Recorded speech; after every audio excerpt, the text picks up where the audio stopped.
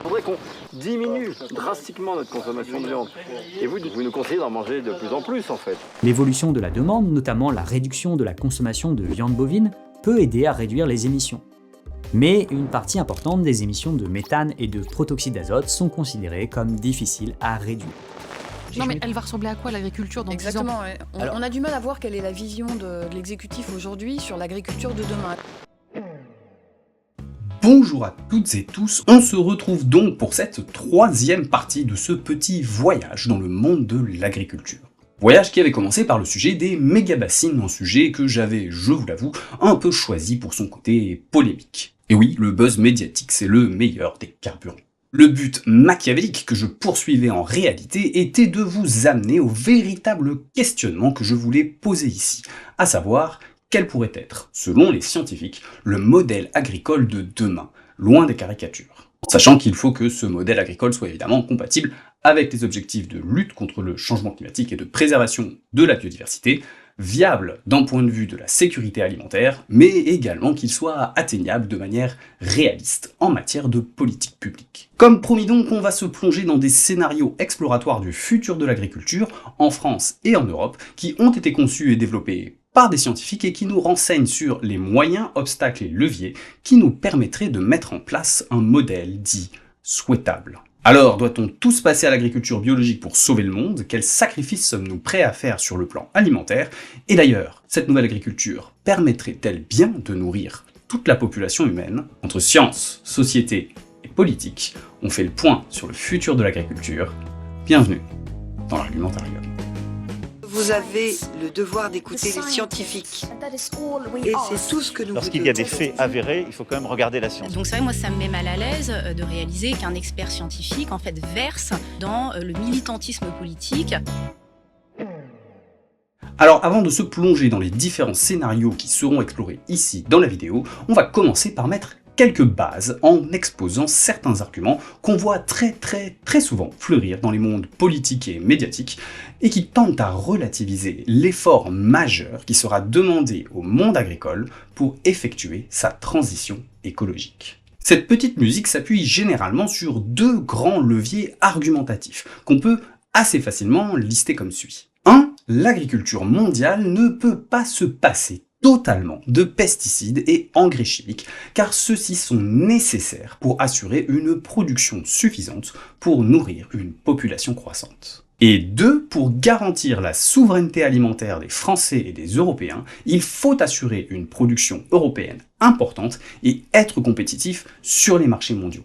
Il ne faut donc pas étouffer le monde agricole avec des normes arbitraires qui les désavantageraient. Et c'est vrai que ces deux grands arguments, l'un agronomique et l'autre économique, peuvent parfois suffire à eux seuls pour rendre compte de la quasi-impossibilité de faire évoluer de manière trop importante le modèle agricole et en quelque sorte verrouiller le débat. Sauf qu'on va le voir dans cette vidéo, même si ces arguments semblent assez solides en apparence, ils ont chacun leur contre-argumentaire, très bien documenté et très soutenu scientifiquement, mais qu'on entend en réalité assez peu dans le débat public, contrairement au premier. Comme on l'a vu dans la vidéo Méga-bassine, ce que ne dit pas la science, on va donc parler ici de connaissances scientifiques qui sont produites suivant des attentes très différentes que dans le cas du technosolutionnisme. Dans cet autre paradigme, ce n'est plus l'objectif de production qui est considéré comme prépondérant, mais celui des indicateurs de lutte contre le réchauffement climatique et de préservation de la biodiversité. De ce nouveau paradigme découle un autre narratif à l'interface science-politique que le technosolutionnisme. La production de connaissances demandée à la science va en effet se concentrer sur les changements sociaux et techniques nécessaires à la transition. On peut donc parler ici de transitionnisme socio-technique. Et pour alimenter notre propos, nous allons nous appuyer sur des travaux de scientifiques français, cocorico, menés par les équipes du CNRS et de Sorbonne Université, emmenés par les biogéochimistes Gilles Bilhem et Josette Garnier. Ces travaux ont notamment abouti en 2021 à la production d'un scénario d'une France et même d'une Europe entièrement nourrie en système agroécologique, c'est-à-dire sans aucun intrant de synthèse d'ici à 2050. Vous en aurez peut-être entendu parler, à l'époque ça avait eu une certaine couverture médiatique. Mais on ira voir aussi du côté de l'INRAE, qui a publié très récemment une synthèse avec 3 scénarios d'agriculture sans pesticides, là aussi à l'horizon 2050. Bref, avant toute chose, on pourrait se demander pourquoi il apparaît si nécessaire de faire évoluer drastiquement notre modèle agricole. Et je ne vais pas trop rentrer dans les détails ici, tout simplement parce que faire la liste des raisons pour lesquelles nous devons changer d'agriculture est tellement longue qu'il faudrait, là encore, toute une vidéo sur le sujet. Sachez donc simplement qu'en France, l'agriculture est responsable de 20% des gaz à effet de serre émis par le pays et de l'immense majorité des déclassements de nappes pour des raisons de pollution aux pesticides et aux nitrates. Pollution particulièrement coûteuse, puisqu'il faut par ailleurs traiter ou diluer l'eau en station de potabilisation lorsqu'elle n'est pas trop importante et qu'elle n'entraîne pas tout simplement la fermeture pure et simple du captage, parfois pour des décennies. L'agriculture est également liée de manière directe, selon une étude très récente publiée en 2023, à la chute de la biodiversité en Europe, notamment par la disparition progressive des populations d'oiseaux. Mais de manière générale, elle est également régulièrement accusée d'appauvrir les sols, de détruire des écosystèmes, notamment par la disparition des haies, et d'être trop gourmande en eau. En outre, celle-ci produit une alimentation qui pose de plus en plus de questions de santé publique, comme l'intoxication possible aux pesticides, l'augmentation des risques de cancer et de maladies cardiaques, ou encore l'explosion de l'obésité et du diabète. Bref, si l'agriculture actuelle permet en effet de nourrir tout le monde, elle le fait à un certain prix, celui de la contamination des nappes et des cours d'eau, de l'effondrement de la biodiversité, de l'émission de gaz à effet de serre et d'un certain nombre de nouveaux risques en matière de santé publique. Et tout ça sans compter qu'elle apparaît pour de nombreux scientifiques comme peu résiliente face aux effets attendus du changement climatique. Du coup, le fait que le modèle agricole doive évoluer fait en fait assez peu débat dans la société. La controverse se situe plutôt sur l'ampleur des changements qui doivent s'appliquer non seulement au secteur agricole, mais à la société tout entière, du consommateur au pouvoir public en passant par les filières de transformation et de distribution. Nous avons là affaire à ce que les scientifiques appellent un problème systémique, nécessitant donc des changements d'ensemble. Et c'est notamment pour répondre à l'ensemble de ces changements que sont construits certains scénarios, et notamment un que l'on va étudier d'un peu plus près. Et dans ces scénarios, vous l'aurez compris, il n'y a pas de méga bassine. Et on commence donc par la question que tout le monde se pose, une agriculture entièrement agroécologique pourrait-elle assurer les rendements nécessaires à l'alimentation humaine? Alors, je vais pas vous le cacher, d'expérience, c'est probablement l'argument qui fait le plus soupirer et lever les yeux au ciel d'exaspération les scientifiques qui travaillent sur ces questions. Pourquoi, me direz-vous? Eh bien, tout simplement parce que pour les scientifiques, ça fait très longtemps que la question a été réglée, même si on l'entend que très peu dans le débat public. L'agriculture produit en effet déjà et très largement une production alimentaire suffisante pour nourrir toute l'humanité et au-delà. Et cette proportion continue de grimper année après année, et ce malgré l'augmentation continue de la population. En fait, ce point d'équilibre a été franchi au tout début des années 80, et cela fait donc maintenant 40 ans que nous produisons bien plus que nécessaire. Car outre le fait que notre système de distribution entraîne de très lourdes pertes sous forme de gaspillage, il se trouve que la première cause de la faim dans le monde est la pauvreté, souvent exacerbée par les conflits, qui empêchent d'accéder aux produits alimentaires. Mais ces produits alimentaires existent, on les a bien produits. D'autre part, 75% de la production agricole végétale est aujourd'hui dédiée au nourrissage des animaux d'élevage, bœufs, porcs, volailles et autres moutons. Et comme on va le voir, en réduisant un peu notre consommation de produits d'origine animale, on pourrait très largement produire beaucoup moins et continuer à s'alimenter sans aucun problème de sécurité alimentaire ou de santé. Et ce serait même l'inverse, pour tout vous dire. Le deuxième argument politique qui agace un petit peu les scientifiques que j'ai interrogés, c'est celui de la préservation de la souveraineté alimentaire. Parce que ce qu'ils essayent de rappeler assez régulièrement, c'est que ni la France ni l'Europe ne peuvent à l'heure actuelle être considérées comme souveraines sur le plan alimentaire, et que c'est justement du fait de notre modèle agricole. Nous importons et exportons en effet beaucoup de denrées alimentaires. Et selon les dernières données de FranceAgriMer de 2023, seuls quelques secteurs peuvent être qualifiés d'autonomes en France. Sur les fruits, les légumes et la viande, par exemple, la France est structurellement déficitaire. Et même sur les produits que nous produisons en abondance, la balance import-export nous met parfois dans le rouge, comme par exemple avec le blé dur, qui est le composant de base des pâtes. Et si, dans l'ensemble de l'Europe, la situation paraît relativement autosuffisante pour une majorité de produits, certains secteurs clés comme à nouveau le blé dur, mais aussi le maïs et les oléagineux comme le soja, sont structurellement déficitaires. Des produits absolument essentiels pour l'alimentation des animaux d'élevage, à nouveau. Et de fait, sur le plan des protéines, l'Europe reste importatrice nette à l'heure actuelle, un constat qui est partagé par les équipes du CNRS et par l'INRAE. Les problèmes de sécurité et de souveraineté alimentaire ne sont donc pas liés à des enjeux de production, c'est un problème de distribution et de régime alimentaire. Et c'est en substance ce que disent les scientifiques du CNRS dans ce papier de 2015, un peu ironiquement titré « La souveraineté alimentaire va-t-elle affamer les pauvres et détruire la planète ?» Oui, les scientifiques font de l'humour, parfois ça leur arrive. Et d'ailleurs, sur l'ensemble des scénarios explorés par les scientifiques, le constat reste peu ou prou le même. Les rendements agricoles seront de toute façon revus à la baisse en France dans tous les scénarios ayant des objectifs environnementaux ambitieux. Et ce sont également ces scénarios et eux seuls qui permettront bien de rendre l'Europe souveraine sur le plan alimentaire. Dans les scénarios de l'INRAE, on retrouve ainsi des baisses de production attendues autour de 5%, mais dans le scénario qu'on va explorer ici, le scénario dit autonome reconnecté demi-tarien, ou ARD du CNRS, cette baisse de rendement est estimée à pas moins de 22%.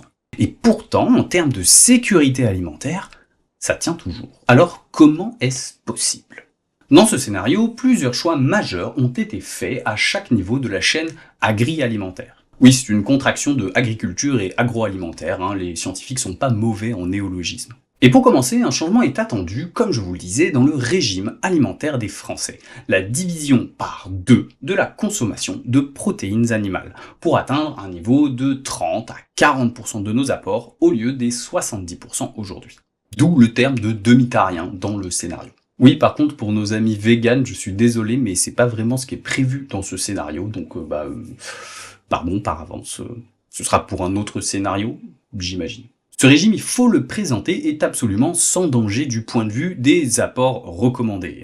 Comme le précisent les scientifiques, notre régime alimentaire a beaucoup changé depuis les années 50, et pas forcément qu'en mieux. Dans ses proportions d'abord, puisque nous mangeons 40% de protéines en plus par rapport à nos grands-parents, mais dans sa composition également, puisque nous sommes passés d'un ratio de 50% de protéines d'origine animale dans notre alimentation de l'époque à plus de 70% aujourd'hui. L'idée est donc de revenir à un régime plus équilibré et sobre, repassant de 7 kg d'azote ingurgité chaque année, l'azote c'est les protéines en gros, à 5 kg, et avec une bonne proportion d'origine végétale. Sachant que de toute façon, nous serions encore très loin des apports recommandés, qui tournent autour de 4 kg d'azote par personne et par an. Bref, en augmentant un peu nos apports de protéines d'origine végétale, comme les pois et les lentilles par exemple, il apparaît en fait assez simple de diminuer notre consommation de produits animaux, donc de produire beaucoup moins, d'importer beaucoup moins, et donc d'assurer un très bon niveau de sécurité alimentaire. Et ça, sans avoir besoin des engrais azotés ou des pesticides.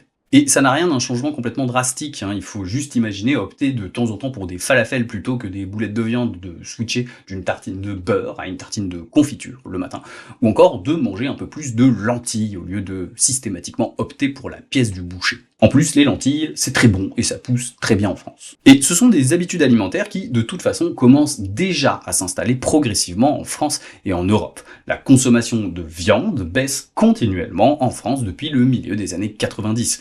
Il s'agit juste d'accentuer un peu cette tendance. Tiens, ça pourrait être un bon slogan pour un spot de sensibilisation à la télé. La viande, mangez-en mieux, mangez-en moins. L'autre exigence alimentaire de ce scénario, c'est de privilégier une alimentation aussi locale que possible. Mais genre hyper locale, ici, on parle de produits majoritairement nationaux, voire régionaux. C'est l'objet du caractère autonome du scénario. Faire venir du lait de Nouvelle-Zélande, mais je vous jure, le système actuel invente des trucs pas possibles.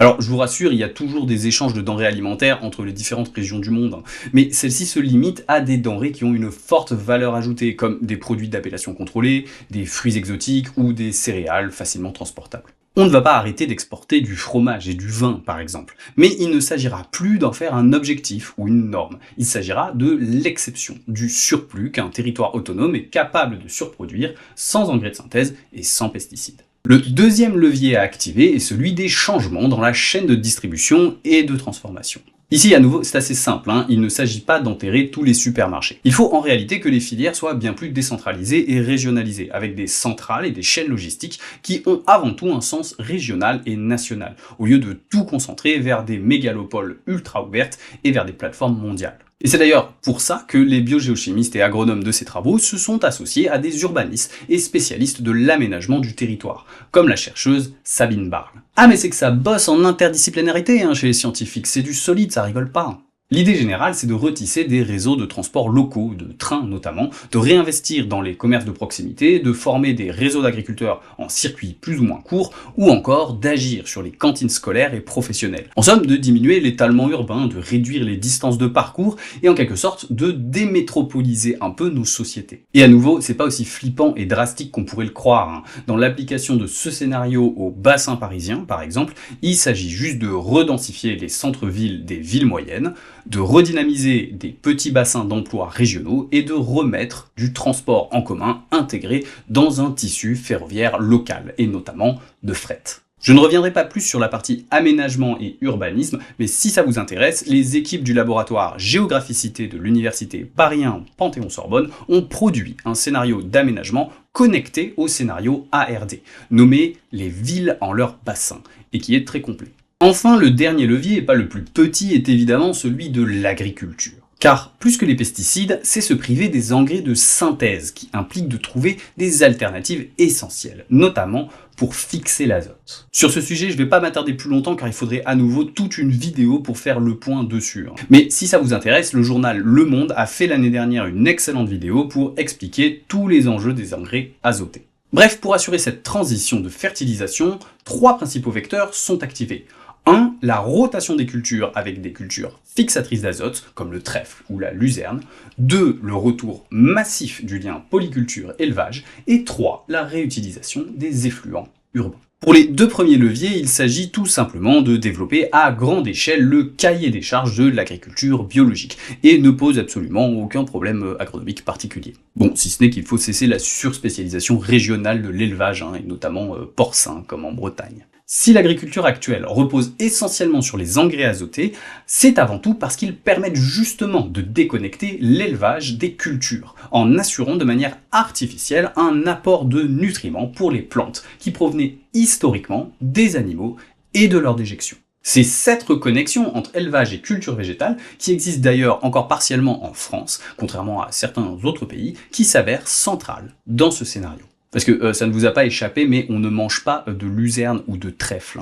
Mais les animaux d'élevage, si. C'est la partie reconnectée du scénario. Et c'est notamment elle qui nécessite beaucoup d'investissements publics dans des stratégies territoriales pertinentes. Enfin, afin de reboucler le cycle de l'azote et du phosphore, les scientifiques explorent la possibilité de réutiliser les effluents des villes pour les retourner aux champs comme fertilisants. C'est le pipi et le caca, pour ceux qui n'auront pas compris de quoi on parle. Si les matières fécales posent un léger problème sanitaire à ce stade et seront plutôt valorisées sous forme de boue d'épuration, l'urine humaine est en revanche un excellent fertilisant, ne posant que peu de problèmes sanitaires et pouvant facilement être collecté par des toilettes séparatives. C'est tout l'objet du programme OCAPI de l'École nationale des ponts et chaussées, emmené par le scientifique Fabien Escudier. Développer des techniques de séparation de l'urine à la source, c'est-à-dire au niveau des toilettes, et assurer un acheminement et une utilisation pertinente pour l'agriculture. Pensez juste à la quantité d'urinoir qu'on pourrait mobiliser pour accéder à cette ressource azotée.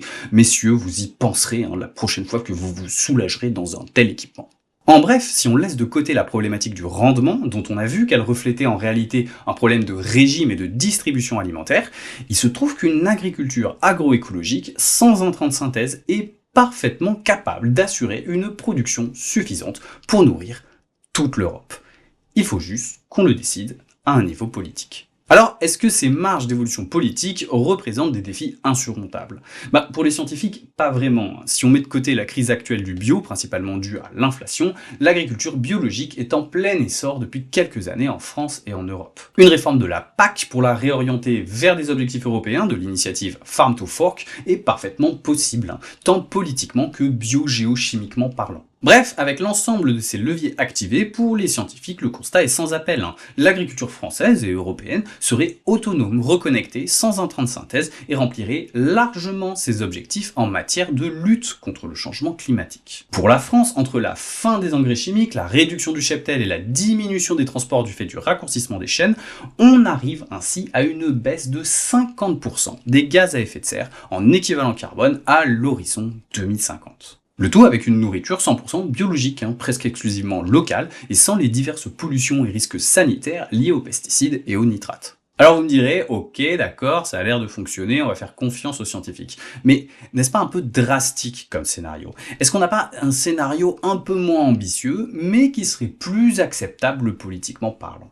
Alors, oui et non. Oui, parce qu'évidemment, d'autres scénarios plus ou moins intermédiaires ont été produits, tant par ces équipes de scientifiques que par d'autres. Les équipes de l'INRAE ont ainsi produit 3 scénarios d'une agriculture sans pesticides à l'horizon 2050 en Europe. Et le 3e scénario, nommé « Paysage emboîté », atteint également des objectifs très ambitieux, qui permettraient, outre l'arrêt des pesticides, de rendre l'Europe souveraine d'un point de vue alimentaire et de réduire de 37% les émissions de gaz à effet de serre du secteur agricole.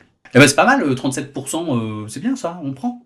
Eh bien oui, mais sauf que dans les leviers politiques à activer pour atteindre ces objectifs, on retrouve les mêmes changements que dans le scénario ARD, quasiment à l'identique. À savoir, réduction de moitié des apports d'origine animale, réforme de la PAC, réinvestissement de l'échelon local, retour de la polyculture élevage, etc., etc. Ce qui change en fait dans ce scénario de l'INRAE, c'est qu'ils ajoutent en plus tout un tas de solutions techniques et économiques pour permettre aux agriculteurs d'assurer cette transition et qu'ils maintiennent notamment une partie des engrais de synthèse. Ce qui explique d'une part de meilleurs rendements, avec une chute de seulement 5% par rapport à l'actuel, mais également des baisses moins importantes des émissions de gaz à effet de serre. Oui, les engrais, ça émet beaucoup de gaz à effet de serre. Donc ce que disent les scientifiques du CNRS, c'est que tant qu'à faire d'activer ces leviers et se passer de pesticides, autant se passer des engrais chimiques dans le processus, ce sera toujours mieux. Et ce, d'autant plus que les objectifs de réduction des émissions de gaz à effet de serre fixés dans la nouvelle stratégie française à l'horizon 2050 parlent bien d'une atteinte de 46% de baisse des émissions du secteur agricole. Actuellement, seul le scénario ARD permet bien d'atteindre ces objectifs. Alors, doit-on viser moins haut et assurer une sécurité pour les agriculteurs avec la préservation des engrais chimiques, quitte à manquer des objectifs essentiels, ou doit-on chercher à atteindre le modèle le plus vertueux possible, quitte à sacrifier nos rendements importants? Eh bien, vous ferez votre avis, voilà, mais au moins vous êtes un peu plus connaisseur du sujet maintenant. Mais quoi qu'il en soit, tous ces scénarios passent par les mêmes leviers de politique publique, donc on pourrait toujours commencer par cela. Voilà pour conclure ce très long épisode, il est donc inexact de considérer qu'il n'y a que peu d'attentes à avoir sur l'évolution du système agricole dans les 30 années à venir. Dans l'ambitieux scénario ARD du CNRS, on voit qu'une agriculture sans intrants est possible, mais en sacrifiant plus de 20% de nos rendements pour une réduction de 50% des émissions de gaz à effet de serre du secteur agricole. Dans le cas du scénario paysage emboîté de l'INRAE, c'est une baisse de 37% des émissions qui est prévue, pour une baisse des rendements de 5%, mais en conservant en partie les problématiques engrais chimiques. Mais dans un cas comme dans l'autre, les leviers politiques restent les mêmes à mobiliser. Un changement de régime alimentaire, une reconnexion polyculture-élevage, une réforme de la PAC et un réinvestissement politique et démocratique de l'échelon local. D'un point de vue biogéochimique, tous ces scénarios fonctionnent très bien. Il s'agit donc bel et bien là d'un enjeu de politique publique, pas d'agronomie ou de limites techniques. Ces changements peuvent apparaître importants, mais comme le rappelle régulièrement Gilles Billen, à l'origine des travaux sur le scénario ARD, il faut se souvenir que la révolution chimique de l'agriculture a constitué une évolution bien plus importante que ça. C'est effectué en à peu près autant de temps, entre les années 50 et les années 80, et sans la motivation de lutte contre le changement climatique. Alors évidemment, la transition ne se fera pas en un jour. Mais elle relèvera de toute façon de choix politiques forts, choix qui ne semblent pas être aujourd'hui la priorité de nombreux gouvernements, et en premier lieu du gouvernement français actuel. Et quand on voit les échanges qui ont récemment eu lieu en commission parlementaire sur une proposition de loi visant à imposer une option végétarienne en cantine scolaire, oui, une simple option végétarienne, pas des repas entièrement végétariens, pas même des repas végétaliens, non, juste une option végétarienne. L'apparition de menus sans viande dans les cantines est préjudiciable pour les familles les plus modestes. Cette décision ne permet pas d'apporter l'ensemble des besoins aux enfants. Et je pense que pour cette tranche d'âge, pour les enfants en bas âge, ce n'est pas possible. Eh ben on se dit qu'effectivement il y a beaucoup de chemin à faire. Mais je conclurai en reprenant à nouveau les propos de Gilles Billen qu'il a donné dans un long entretien donné sur la chaîne Metabolism of Cities. Le sérieux scientifique a progressivement changé de camp politique. Ce sont dorénavant les politiques de transition agroécologique qui apparaissent les plus soutenues scientifiquement. A l'inverse, les courants politiques soutenant la liberté totale de consommer, la concurrence mondiale et la croissance de la production apparaissent de moins en moins crédibles et solides pour faire face aux enjeux du changement climatique. C'était la 3e vidéo de cette chaîne, merci de l'avoir suivi, et à nouveau, bienvenue sur l'Argumentarium.